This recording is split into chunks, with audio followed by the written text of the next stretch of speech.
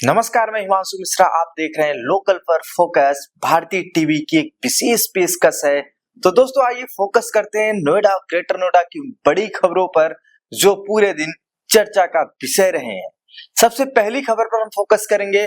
पहले कुछ आपको ब्रेकिंग न्यूज बता दे रहा हूं और उन्हीं न्यूजों पर आज फोकस करेंगे। आइए पहले आपको हम बता देते हैं। देखिए, नोएडा में एसआईआर प्रक्रिया चल रही है और इस प्रक्रिया में लापरवाही पर सीडीपीओ को नोटिस दिया गया है और 181 बीएलओ की सेवा समाप्ति के निर्देश दिए गए हैं। दूसरी खबर, ग्रेटर नोएडा में बीएलओ को बंद मिल रहे फ्लैट, किराएदार मतदाताओं को तलाशना पड़ रहा भारी। फिर नोएडा से साइबर क्राइम की एक रिपोर्ट आई है। इसमें नोएडा में ठगों के जाल में फंसे रिटायर्ड कैप्टन, उन्होंने गवा दिए हैं 32.5 लाख रुपए। और फिर वहीं नोएडा में न्यू ईयर से लागू होगा नया नियम, पेट्रोल डीजल डिलीवरी व्हीकल्स पर लगेगी रोक। और सूबे के मुखिया योगी आदित्यनाथ अगले सप्ताह आ सकते हैं नोएडा, कई महत्वपूर्ण योजनाओं को दिखाएंगे हरी झंडी। फिर एक खबर है जिसमें नोएडा में वाहनों का फिटनेस शुल्क बढ़ा और नई दरें लागू। आपको हम बताएंगे किन गाड़ियों पर पड़ेगा इसका असर। अब नोएडा में आईटीआई के तहत मतलब आईटीई के तहत स्कूलों में सीटों के आवंटन के लिए मैपिंग प्रक्रिया शुरू। 5 फेज में होंगे एडमिशन। आपको हम बताएंगे कि कौन कौन से कागजात जरूरी हैं। अब आइए हम लोकल पर फोकस प्रोग्राम के तहत इन खबरों पर विस्तार से फोकस करते हैं और इसका हम डिकोड करते हुए हर एक खबर को विस्तृत तरीके से हम आपको बताएंगे। देखिए, पंचशील बालक इंटर कॉलेज में आयोजित एसआईआर की समीक्षा बैठक में जिला निर्वाचन अधिकारी ने काम में लापरवाही बरतने पर सीडीपीओ को नोटिस देने के साथ 181 बीएलओ मतलब आंगनबाड़ी कार्यकर्ताओं की सेवा समाप्ति समेत 191 सहायक अध्यापक और 113 शिक्षा मित्रों के खिलाफ कठोर विभागीय कार्रवाई के निर्देश दिए हैं। इस कार्रवाई के साथ उन्होंने कहा कि जिन अधिकारियों कर्मचारियों की प्रगति रिपोर्ट 0% है, उनके विरुद्ध विभागीय कार्रवाई की जाएगी और 1 दिन का वेतन रोका जाएगा। जिला कार्यक्रम अधिकारी को काम में शिथिलता बरतने वाले 181 बीएलओ के विरुद्ध सेवा समाप्ति के नोटिस तथा सभी सीडीपीओ को प्रतिकूल प्रविष्टि एवं विभागीय कार्रवाई के नोटिस जारी करने के लिए कहा गया है। बेसिक शिक्षा अधिकारी को 181 सहायक अध्यापक एवं 123 शिक्षा मित्रों के विरुद्ध कठोर विभागीय कार्रवाई के लिए कहा गया है। बैठक में एसडीएम आशुतोष गुप्ता, एसडीएम दादरी, अनुज नेहरा, एसडीएम जेवर समेत निर्वाचन रजिस्ट्रीकरण अधिकारी, सहायक निर्वाचक रजिस्ट्रीकरण अधिकारी, सुपरवाइजर और बीएलओ शामिल हुए। निर्वाचन नामावली में विशेष प्रांगण पुनरीक्षण के तहत सेक्टर व सोसाइटियों में रह रहे किराएदार वोटर्स को तलाशने व उन तक फॉर्म पहुंचाने में बूथ लेवल ऑफिसर के पसीने छूट रहे हैं। सबसे ज्यादा परेशानी बीएलओ को सोसाइटियों में हो रही है। इसी तरह की परेशानी सेक्टरों में फॉर्म वितरण के कार्य में जुटे बीएलओ के सामने आ रही है। हालांकि ग्रामीण अंचल में इस तरह की परेशानियों का सामना बीएलओ को नहीं करना पड़ रहा है। दरअसल बीएलओ को घर घर जाकर वोटर्स तक पहुंचने व एसआईआर के तहत प्रपत्र वितरण करने के दिशा निर्देश निर्वाचन विभाग ने दिए हैं। निर्देश के क्रम में बीएलओ हर मतदाता के घर कम से कम 3 बार जाएंगे। यदि किसी घर में ताला बंद मिलता है तो गणना फॉर्म बाहर चिपकाया जाएगा। जिला प्रशासन का उद्देश्य है कि हर वोटर्स तक यह फॉर्म पहुंचे। बीएलओ को नियमित 40 से 50 घरों में जाना होगा। बीएलओ को साफ निर्देश दिए गए हैं कि वे हर वोटर्स तक पहुंचे। यदि अब देखिए, अगर वोटर्स से बीएलओ का संपर्क नहीं हो पाता तो वोटर लिस्ट में लिखे पते पर गणना फॉर्म वो चिपकाएंगे। अगर आप बीएलओ से नहीं मिल पाते तो आपको घबराने की जरूरत नहीं है, बल्कि जो बीएलओ है वोटर लिस्ट में लिखे पते पर गणना फॉर्म चिपकाएंगे और मुलाकात न होने पर पड़ोसी या किसी और की गवाही के आधार पर अनुपस्थिति की रिपोर्ट पोर्टल पर अपलोड की जाएगी। उसके बाद भी वोटर्स को आपत्ति दर्ज करने का मौका दिया जाएगा। सोसाइटी व सेक्टरों में कुछ किराएदार वोटर्स ने अपने मकान तो बदल लिए हैं लेकिन संशोधन नहीं कराया। अब किराएदार अपने मकानों को छोड़कर दूसरी जगह चले गए हैं। ऐसे किराएदारों को तलाशने में बीएलओ को परेशानी हो रही है। वहीं उप जिला निर्वाचन अधिकारी अतुल कुमार के मुताबिक बीएलओ को प्रत्येक मतदाता के घर कम से कम 3 बार जाना होगा। मतलब एसआईआर प्रक्रिया ने पूरी तरीके से बीएलओ के सर पर एक ऐसी परेशानी दे दी है जिसे सेक्टरों और सोसाइटियों में उस परेशानी का सबसे ज्यादा सामना करना पड़ रहा है। मतलब कुछ लोग कुछ समय पहले इस एड्रेस पे थे, फिर एक साल बाद उस एड्रेस को चेंज करके कहीं और चले गए तो मिल नहीं रहे। इस वजह से बीएलओ को ज्यादा परेशानी हो रही है। तो आइए अब खबर पे फोकस करते हैं, साइबर क्राइम की खबर पर। नोएडा हो, ग्रेटर नोएडा हो या दिल्ली एनसीआर का कोई भी सोसाइटी हो, कोई भी इलाका हो, इस समय साइबर क्राइम के चंगुल में पूरी तरीके से फंसे पड़े हैं। और ये वो लोग फंस रहे हैं साइबर क्राइम के चंगुल में, या जो रिटायर्ड है या जो वीवीआईपीज हैं जिनकी इनकम करोड़ों में है सालाना, बड़े बड़े व्यापारी हैं, वो साइबर क्राइम के जाल में फंस रहे हैं। क्योंकि साइबर जो ठग है वो जान रहे हैं कि ये शेयर मार्केट में पैसा लगाना चाहते हैं, ये पैसे से पैसे कमाना चाहते हैं। ये चीज साइबर ठगों को पता है, इसीलिए वो बड़े बड़े लोगों को ठग रहे हैं, या जो डरे हुए लोग हैं उनसे वो ठग रहे हैं। ऐसी खबर आई है, नोएडा के सेक्टर 37 के निवासी सेवानिवृत्त कैप्टन दमन दत्ता ठगों के जाल में फंस गए हैं, जिसमें उन्होंने 32.5 लाख रुपए गवा दिए हैं। ठगों ने एसबीआई का लोगो और सीईओ सुरेश शुक्ला का फोटो लगाकर विश्वास हासिल किया। उन्होंने दत्ता को शेयर बाजार में निवेश कर मुनाफा कमाने का लालच दिया। 5 सितंबर को नितिका भल्ला नामक ठग ने दत्ता को मैसेज किया, जिसमें उसने खुद को एसबीआई सिक्योरिटीज का कर्मचारी बताया। ठग ने एक ऐप डाउनलोड करने को कहा और 25,000 रुपए निवेश करने पर 1,000 रुपए वापस दिलाकर विश्वास जीत लिया।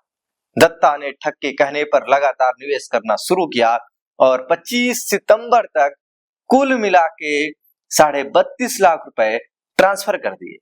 जब दत्ता ने अपने निवेश से 1.23 करोड़ का पोर्टफोलियो देखा तो उन्होंने कुछ रकम निकालने की कोशिश की और उसके लिए आवेदन किया। ठगों ने कर के रूप में 38 लाख रुपए की मांग की। जब दत्ता ने और पैसे देने से इनकार कर दिया तो ठगों ने संपर्क तोड़ दिया और फिर दत्ता ने सेक्टर 18 स्थित एसबीआई सिक्योरिटीज कार्यालय में जाकर घटना की जानकारी दी। बैंक स्टाफ ने उन्हें बताया कि साइबर ठगों के जाल में वो फंसे हैं और बैंक की इसमें कोई भूमिका नहीं है। दत्ता ने एनसीआरपी पोर्टल और साइबर क्राइम थाने में शिकायत दर्ज कराई। तो दोस्तों, लोकल पर फोकस प्रोग्राम के तहत आपको हम भारतीय टीवी पर डेली बता रहे हैं कि ठग कुछ इसी तरीके से ठगी कर रहे हैं। आपको वीडियो देखना चाहिए, आपको भारतीय टीवी पर आना चाहिए। आप शनिवार के दिन आप हमारी एक दिन पहले की वीडियो देख सकते हैं। हम साइबर क्राइम के ऊपर वीडियो बनाए, आपको मैंने बताया कि साइबर क्राइम आपको किस तरीके से ठग सकते हैं। आप उस वीडियो को जरूर देखिए, आप चैनल पे जाइए और देखिए। अब दोस्तों, हम खबर पर फोकस करने वाले हैं। ऐसी खबर है जो डीजल और पेट्रोल मोटर्स चालक के लिए बहुत जरूरी है। देखिए, ई कॉमर्स मतलब ऑनलाइन ऑर्डर डिलीवरी और एग्रीगेटर्स मतलब food delivery app based taxi में उपयोग हो रहे 2 और 4 पहिया पेट्रोल और डीजल वाहनों का संचालन 1 जनवरी से शहर में प्रतिबंधित रहेगा। मतलब नोएडा और ग्रेटर नोएडा में प्रतिबंधित रहेगा। Commission for air quality monitoring के आदेश पर यह व्यवस्था लागू की जाएगी। शनिवार को परिवहन विभाग के अधिकारियों ने ई कॉमर्स और एग्रीगेटर्स कंपनी के संचालक और प्रतिनिधियों के साथ बैठक कर आदेश का अनुपालन सुनिश्चित करने के निर्देश दिए।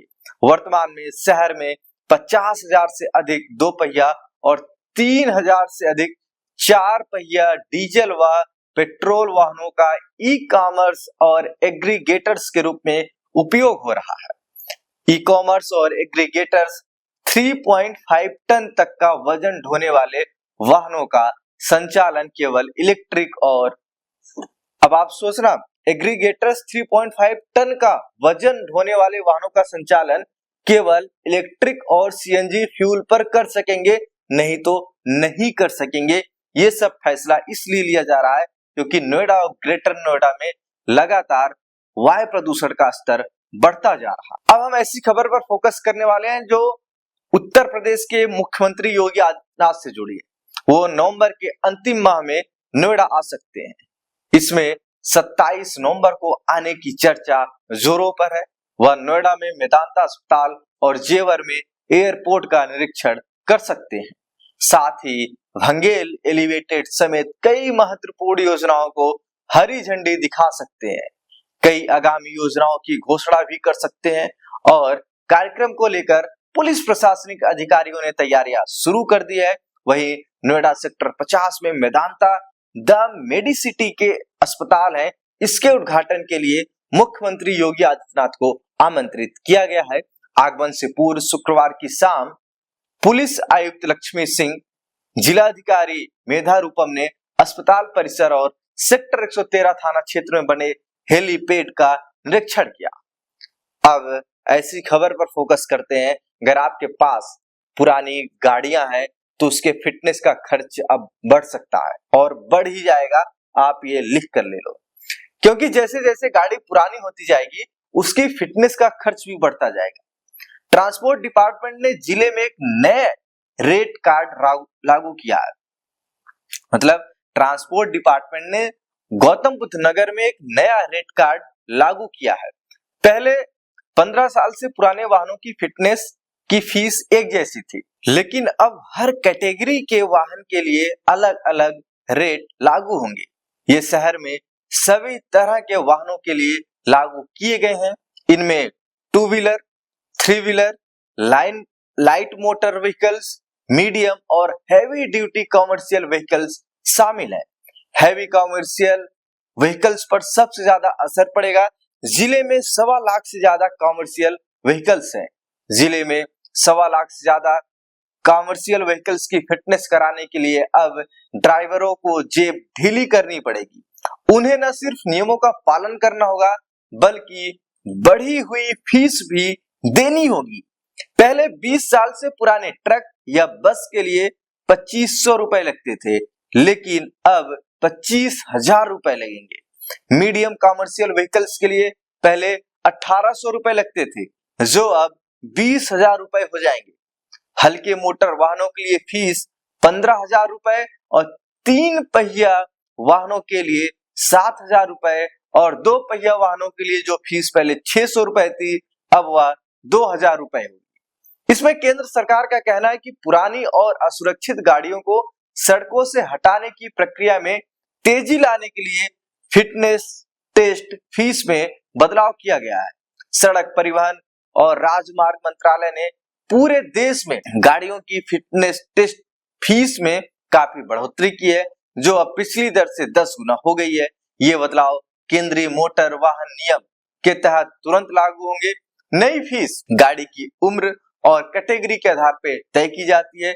सबसे बड़ा बदलाव यह है कि अब 15 साल से पुरानी गाड़ियों पर ज्यादा फीस नहीं लगेगी, बल्कि 10 साल पूरी कर चुकी गाड़ियों पर लगेगी। सरकार ने उम्र के आधार पर 3 कैटेगरी बनाई है। अब शिक्षा के अधिकार पर हम फोकस करते हैं। ये खबर गौतम बुद्ध नगर जिले से है।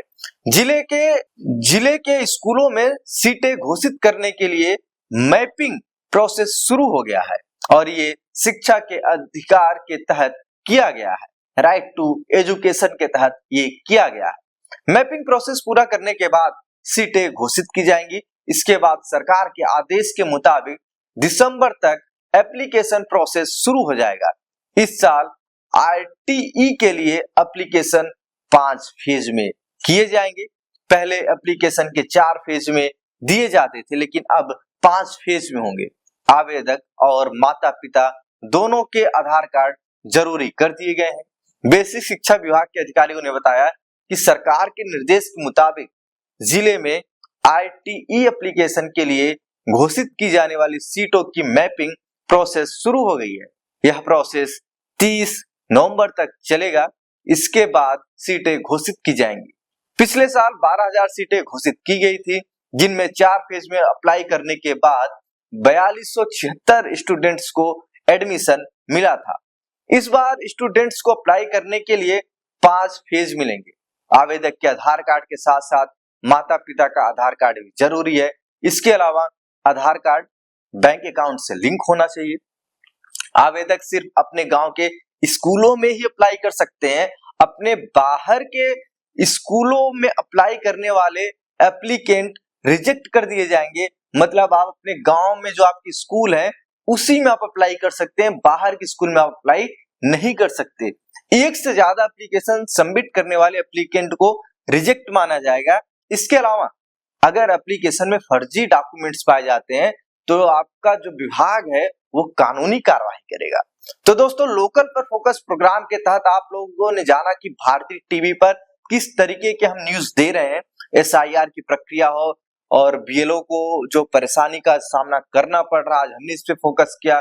ठगों के जाल में एक रिटायर्ड कैप्टन कैसे फंसा, इस पर हमने फोकस किया। और नोएडा में न्यू ईयर से कौन सा नियम लागू होगा पेट्रोल और डीजल व्हीकल्स के लिए, इस पर भी हमने फोकस किया।